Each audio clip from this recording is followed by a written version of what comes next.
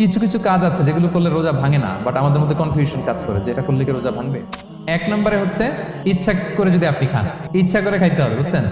ভুল করে খাইলে কিন্তু রোজা ভাঙে না। খুব মজার না ব্যাপারটা? দুই নাম্বার হচ্ছে এটা বিবাহিতদের জন্য।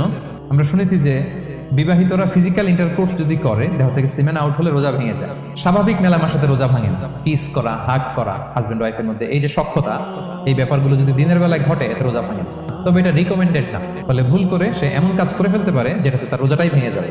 আর ইচ্ছা করে রোজা ভাঙলে কি করতে হয়? কাজাও কাফারাও। সেজন্য এটা খেয়াল রাখতে হবে। তিন নাম্বার, এটাকে আরবিতে বলে আল ইহতিলাম, ওয়েট ড্রিম, বাংলায় বলে স্বপ্নদোষ। ঘুমের মধ্যে এমন কিছু দেখলেন ফলে আপনার সিমেন আউট হলো, আপনার রোজা ভাঙবে না। শুধু আপনি ঘুম থেকে উঠে ফরজ গোসলটা করে নিলেই হবে। চার নাম্বার হচ্ছে ব্লাড টেস্ট। ব্লাড টেস্ট করা যাবে, 1-2 সিরিঞ্জ ব্লাড নিলে ভাঙে না। তবে যদি অনেক বেশি অ্যামাউন্টের ব্লাড নেয়, এতে যদি আপনি ক্লান্ত হয়ে পড়েন সেক্ষেত্রে আপনি রোজা ভাঙতে পারবেন, পরে কাজা করলে।